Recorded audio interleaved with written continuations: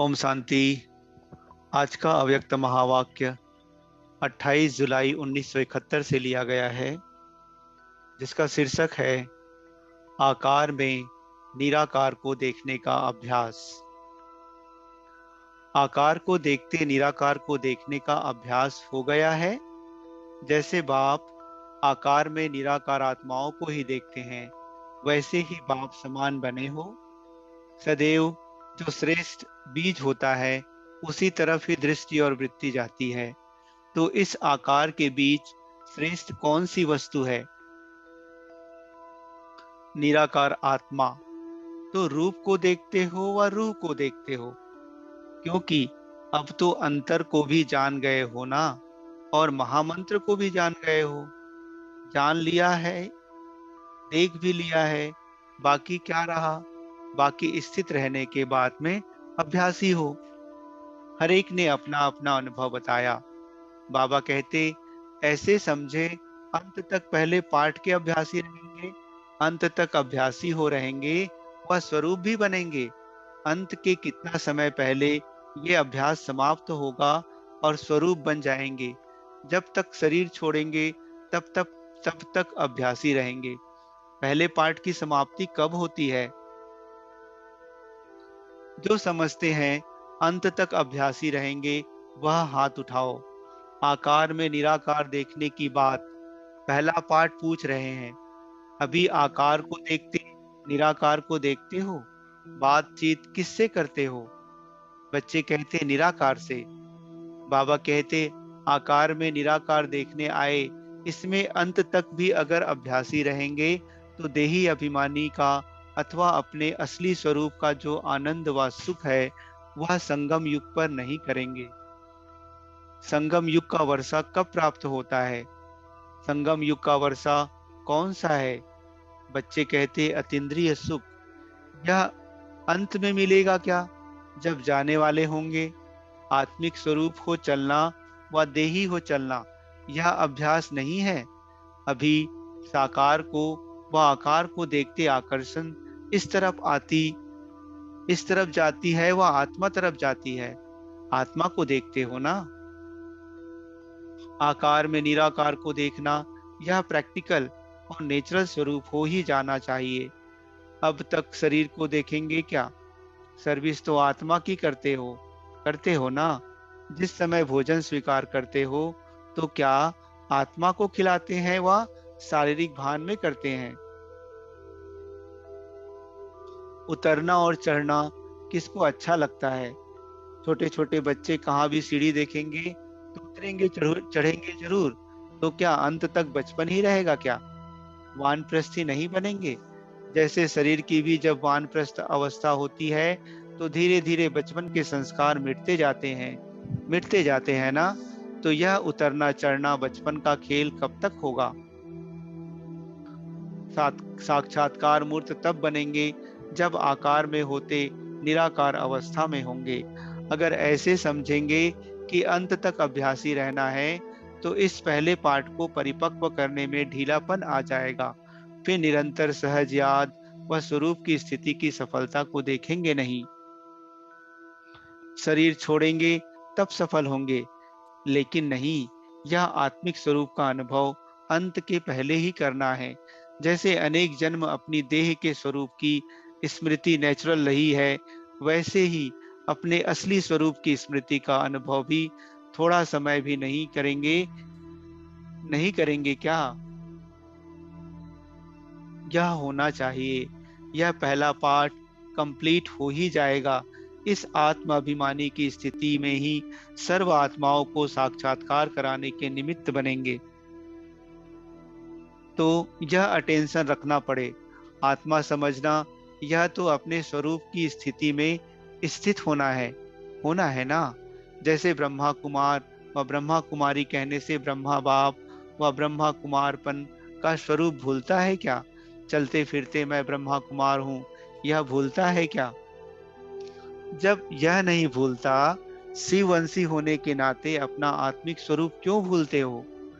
बाप दादा कहते हो ना, जब शिव बाबा शब्द कहते हो तो निराकारी स्वरूप सामने आता है ना। तो जैसे ब्रह्मा कुमारपन का स्वरूप चलते फिरते पक्का हो गया है, ऐसे ही अपना शिववंशी का स्वरूप क्यों भूलना चाहिए। ब्रह्मा कुमार बन गए हो और शिववंशी स्वरूप अंत में बनेंगे। बाप दादा इकट्ठा बोलते हो व अलग बोलते हो। जब बाप दादा शब्द इकट्ठा बोलते हो तो अपना दोनों ही आत्मिक स्वरूप और ब्रह्मा कुमार का स्वरूप दोनों ही याद नहीं रहता। यह अभ्यास पहले से ही कंप्लीट करना पड़े, अंत के लिए तो और बहुत बातें रह जाएंगी। सुनाया था ना, अंत के समय नई नई परीक्षाएं आएंगी, जिन परीक्षाओं को पास कर संपूर्णता की डिग्री लेंगे। अगर यह पहला पाठ ही स्मृति में नहीं होगा तो संपूर्णता की डिग्री भी नहीं ले सकेंगे। डिग्री ना मिलेगी तो क्या होगा? धर्मराज की डिग्री निकलेगी। तो यह अभ्यास बहुत पक्का करो। जैसे पहला विकार एकदम संकल्प रूप से भी निकालने का निश्चय किया तो उसमें विजयी मेजोरिटी बने हैं ना। अपनी प्रतिज्ञा के ऊपर मदार है। जिस बात की फोर्स से प्रतिज्ञा करते हो तो वह प्रतिज्ञा प्रैक्टिकल रूप ले लेती है। अगर समझते हो यह अंत का कोर्स है तो फिर रिजल्ट क्या होती है? प्रैक्टिकल नहीं होती है, प्रैक्टिस ही रह जाती है। यह बातें तो पहले क्रॉस करनी है। अगर अंत तक क्रॉस करेंगे तो कंप्लीट अतीन्द्रिय सुख का वर्षा कब प्राप्त करेंगे? कई बातें ऐसी है जिसमें हर एक ने अपनी अपनी यथाशक्ति क्रॉस करके प्रैक्टिस के बजाय प्रैक्टिकल में लाया है। कोई किस बात में, कोई किस बात में। जैसे लौकिक देह के संबंध की बात कोई प्रैक्टिस में है, कोई प्रैक्टिकल में एक ही अलौकिक पारलौकिक संबंध के अनुभव में है। स्वप्न में भी कभी संकल्प रूप में देह के संबंधी तरफ वृत्ति और दृष्टि ना जाए। इसमें पांडवों को भी क्रॉस करना है।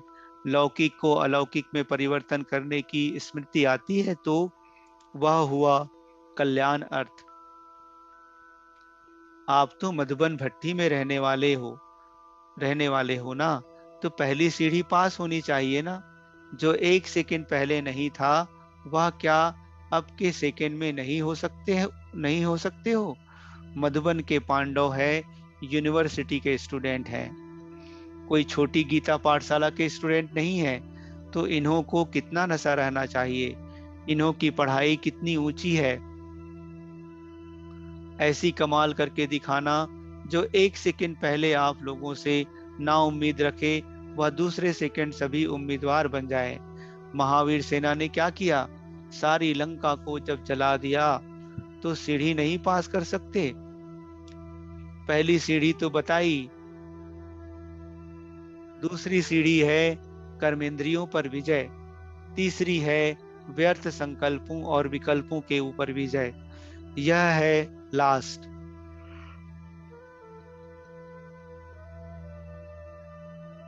लेकिन दूसरे को भी क्रॉस कर लेना चाहिए। उमंग उत्साह से कह सको कि हाँ, हम फुल पास हैं। दूसरी सीढ़ी तो बहुत सहज है।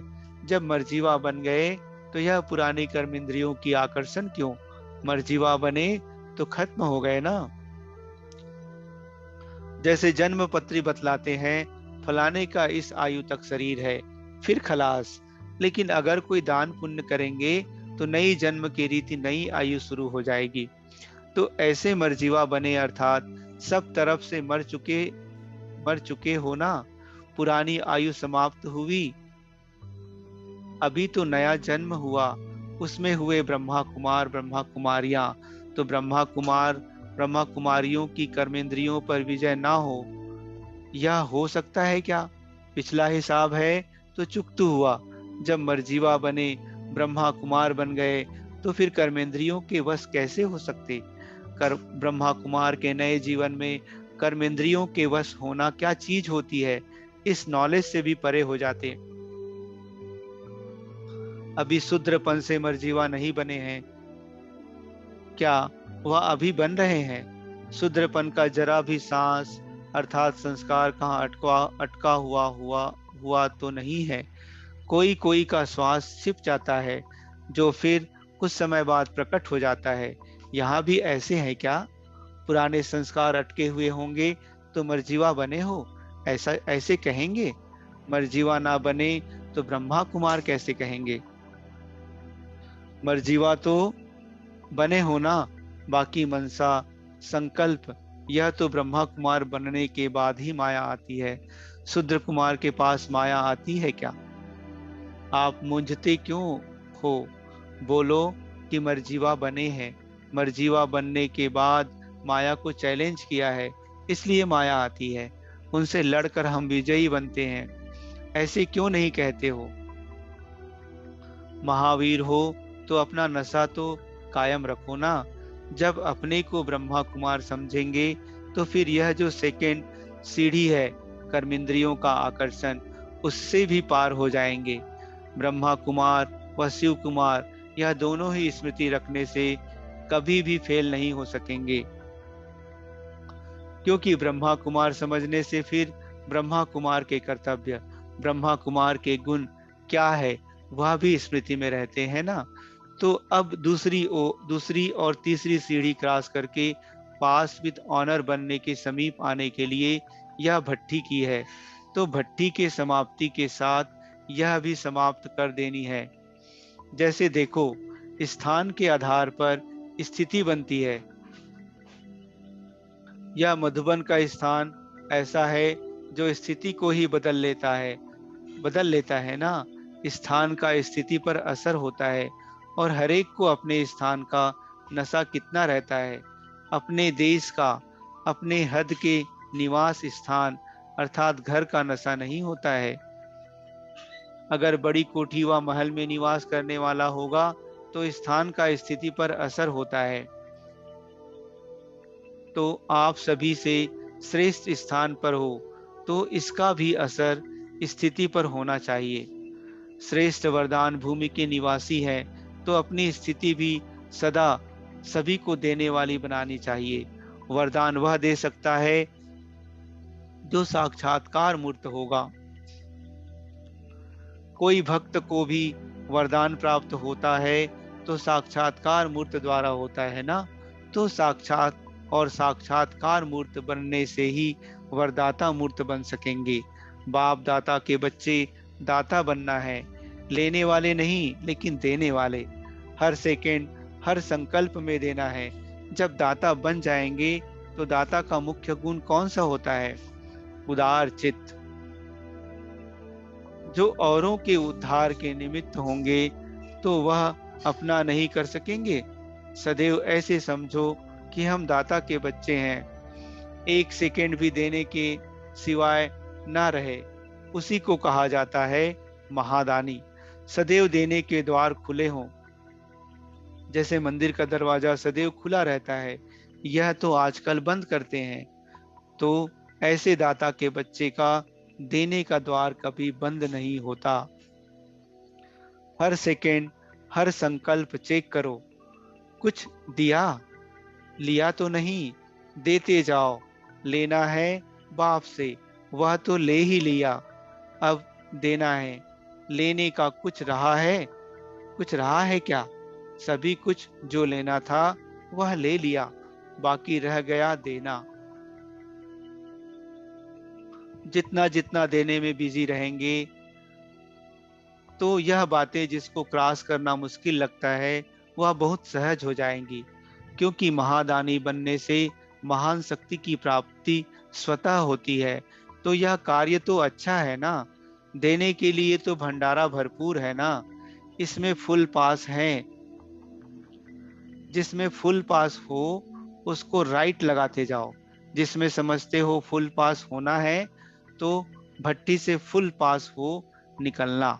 जितना दाता बनते हैं उतना भरता भी जाता है। भंडारा भरपूर है तो क्यों ना दाता बने। इसको ही कहा जाता है निरंतर रूहानी सेवाधारी। तो इस भट्टी से निरंतर रूहानी सेवाधारी हो निकलना। जब तक त्याग नहीं तब तक सेवाधारी हो नहीं सकेंगे। सेवाधारी बनने से त्याग सहज और स्वतः हो जाएगा। सदैव अपने को बिजी रखने का यही तरीका है। संकल्प से, बुद्धि से चाहे स्थूल कर्मणा से जितना फ्री रहते हो उतना ही माया चांस लेती है। अगर स्थूल और सूक्ष्म दोनों ही रूप से अपने को सदैव बिजी रखो तो माया को चांस नहीं मिलेगा। जिस दिन स्थूल कार्य भी रुचि से करते हो उस दिन की चेकिंग करो तो माया नहीं आएगी। अगर देवता होकर किया तो, अगर मनुष्य होकर किया तो फिर चांस दिया, लेकिन सेवाधारी हो और देवता बन अपनी रुचि उमंग से अपने को बिजी रख कर देखो तो कभी माया नहीं आवेगी, खुशी रहेगी। खुशी के कारण माया साहस नहीं रखती सामना करने का। तो बिजी रखने की प्रैक्टिस करो। कभी भी देखो आज बुद्धि फ्री है तो स्वयं ही टीचर बन बुद्धि से काम लो। जैसे स्थूल कार्य की डायरी बनाते हो, प्रोग्राम बनाते हो कि आज सारा दिन यह कार्य करेंगे, फिर चेक करते हो। इसी प्रमाण अपनी बुद्धि को बिजी रखने का भी डेली अर्थात रोज प्रोग्राम होना चाहिए। प्रोग्राम से प्रोग्रेस कर सकेंगे। अगर प्रोग्राम नहीं होता है तो कोई भी कार्य समय पर सफल नहीं होता। डेली अर्थात रोज डायरी होनी चाहिए, क्योंकि सभी बड़े ते बड़े हो ना। बड़े आदमी प्रोग्राम फिक्स करके फिर कहाँ जाते हैं। तो अपने को भी बड़े ते बड़े बाप के समझकर हर सेकंड का भी प्रोग्राम फिक्स करो। जिस बात की प्रतिज्ञा की जाती है तो उसमें विल पावर होती है। ऐसे ही सिर्फ विचार करेंगे उसमें विल पावर नहीं होगी। इसलिए प्रतिज्ञा करो कि यह करना ही है। ऐसे नहीं कि देखेंगे करेंगे, नहीं, करना ही है। जैसे स्थूल कार्य कितना भी ज्यादा हो लेकिन प्रतिज्ञा करने से कर लेते हो ना। अगर ढीला विचार होगा, ना करने का ख्याल होगा तो कभी पूरा नहीं करेंगे। फिर बहाने भी बहुत बन जाते हैं। प्रतिज्ञा करने से फिर समय भी निकल आता है और बहाने भी निकल जाते हैं। आज बुद्धि को इस प्रोग्राम पर चलाना ही है, ऐसी प्रतिज्ञा करनी है। भिन्न भिन्न समस्याएं, पुरुषार्थहीन बनने के व्यर्थ संकल्प, आलस्य आदि आएंगे, लेकिन विल पावर होने के कारण सामना कर विजयी बन जाएंगे। यह भी डेली डायरी बनाओ। फिर देखो कैसे रूहानी राहत देने वाले रूह सभी को देखने में आएंगे। रूह आत्मा को भी कहते हैं और रूह इसेंस को भी कहते हैं, तो दोनों हो जाएंगे। दिव्य गुणों के आकर्षण अर्थात इसेंस, वह रूह भी होगा और आत्मिक स्वरूप भी दिखाई देंगे। ऐसा लक्ष्य रखना है तो रूप की विस्मृति, रूह की स्मृति इस भट्ठी से बना कर निकलना। बिल्कुल ऐसा अनुभव हो जैसे यह शरीर एक बॉक्स है, इसके अंदर जो हीरा है उनसे ही संबंध स्नेह है, ऐसा अनुभव करना। तो निवास स्थान अर्थात परम धाम का भी आधार लेकर स्थिति को बनाओ। मधुबन निवासी अर्थात मधुरता और बेहद के वैरागी, जो बेहद के वैरागी होंगे वह रूह को ही देखेंगे। तो चलन में मधुरता और मनसा में बेहद की वैराग्य वृत्ति हो, दोनों स्मृति रहे तो पास विद ऑनर्स नहीं होंगे। यह दोनों क्वालिफिकेशंस अपने में धारण करके निकलना। यह संगम युग का सुहावना समय जितना ज्यादा हो उतना अच्छा है, क्योंकि समझते हो सारे कल्प में यह बाप और बच्चों का मिलन फिर नहीं होगा। इसलिए समझते हो यह संगम का समय लंबा हो जाए, ना कि आपकी वीकनेस अर्थात कमजोरियों के कारण। सदैव यही लक्ष्य रखो कि एवर रेडी रहें। बाकी यह अतीन्द्रिय सुख का वर्षा निरंतर अनुभव करने के लिए रहे हुए हैं, न कि अपनी कमजोरियों के लिए। आप लोगों के लिए यह पुरानी दुनिया जैसे विदेश है। कई लोग विदेश की चीज को टच नहीं करते हैं, समझते हैं अपने देश की चीज को प्रयोग करें। तो इस पुरानी दुनिया अर्थात विदेशी चीजों को टच भी नहीं करना है। स्वदेशी हो व विदेशी चीजों से आकर्षित होते हो। सदैव समझते हो हम स्वदेशी हैं, यह विदेश की चीज टच भी नहीं करनी है। ऐसा अपने ऊंचे देश का आत्मा के रूप से परम धाम देश है, और इस ईश्वरी परिवार के हिसाब से मधुबन ही अपना देश है। दोनों देश का नशा रखो। हम स्वदेशी हैं, विदेश की चीजों को टच भी नहीं कर सकते। अब पावरफुल रचयिता बनो। रचयिता ही कमजोर होंगे तो रचना क्या रचेंगे। अलंकारी बनकर निकलना है। निरंतर एक रस स्थिति में स्थित हो दिखाने का एग्जाम्पल अर्थात उदाहरण बनना, जो सभी को साक्षात्कार हो। द्वापर में तो भक्त लोग साक्षात्कार करेंगे, लेकिन यहाँ सारा देवी परिवार आप साक्षात मूर्त से साक्षात्कार करे। जमा करना है। कमाया और खाया यह तो 63 जन्मों से करते आए, अब जमा करने का समय है, गंवाने का नहीं है। अच्छा, जो कर्म संकल्प करो अपने में लाइट होने से वह कर्म यथार्थ होगा। ऐसे लाइट रूप अर्थात अथवा ट्रांसपेरेंट पारदर्शी बनो। यह भट्टी पांडव भवन को ट्रांसपेरेंट चैतन्य प्रदर्शनी बनाएगी और सभी को साक्षात्कार करने की आकर्षण हो कि यह चैतन्य प्रदर्शनी जाकर देखें। सभी बातों में विन अर्थात विजय करना ही है। 1 नंबर में आना है। पुराने संकल्प संस्कार समेट कर खत्म करना अर्थात समा देना है, जो फिर इमर्ज ना हो। जो चाहे सो कर सकते हो, लेकिन चाहना में विल पावर हो।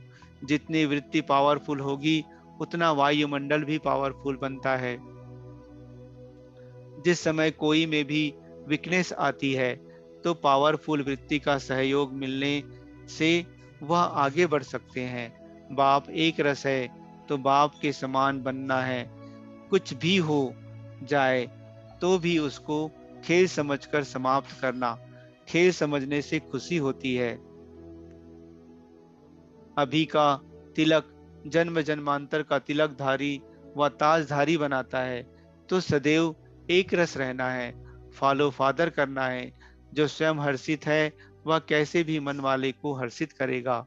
हर्षित रहना यह तो ज्ञान का गुण है, इसमें सिर्फ रूहानियत ऐड करना है।